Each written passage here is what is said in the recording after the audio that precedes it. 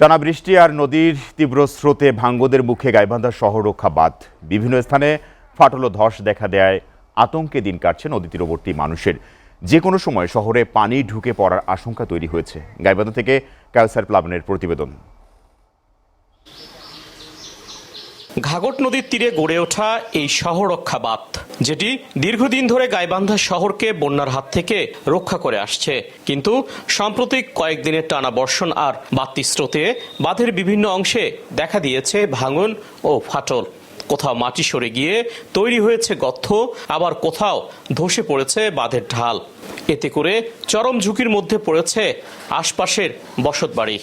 বান্ধা আমার ভাঙে গেছে, বান্না ঠিক হলে আমরা চলাফেরা করবো কেন, যাবো কেমন করি? এখান থেকে গিয়ে যে বালুটা বৃষ্টিতে নামি যায় সেটাই আবার তুলিয়ে এখানে দেয়, যার কারণে বারবার এই বালুটা সরিয়ে যাচ্ছে। বানটা যদি ভেঙে যায়, যদি বৃষ্টি হয় তাহলে ভেঙে গেলে তো আর সমস্যার মধ্যে পড়ে যাবো আমরা। বর্ষা মৌসুমের শুরুতে গাইবান্ধা শহর রক্ষা বাঁধের এই নাজুক অবস্থা নতুন করে উদ্বেগ বাড়িয়েছে। বড় ধরনের দুর্যোগ এড়াতে দ্রুত কার্যকর ব্যবস্থা নেওয়ার দাবি জানান স্থানীয়রা। যদি এই বানটা থেকে যদি আবার মেরামত করা না হয় তাহলে কিন্তু শহরের বা আমাদের আশপাশে থাকার খুবই সমস্যা হবে।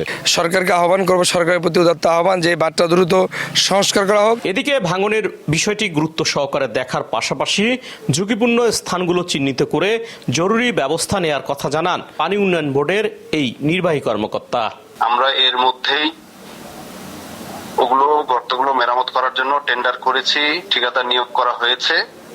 খুব দ্রুতই 2-1 দিনের মধ্যেই কাজ শুরু হবে। ইনশাআল্লাহ বর্ষার আগেই বাঁধটি আমরা মেরামত করতে পারব। ঝুঁকিপূর্ণ শহর রক্ষাকারী এই বাঁধটি সমাধানে দ্রুত ব্যবস্থা নেবে কর্তৃপক্ষ, এমনটি প্রত্যাশা সবার। কায়সার প্লাবন, SA টিভি, গাইবান্ধা।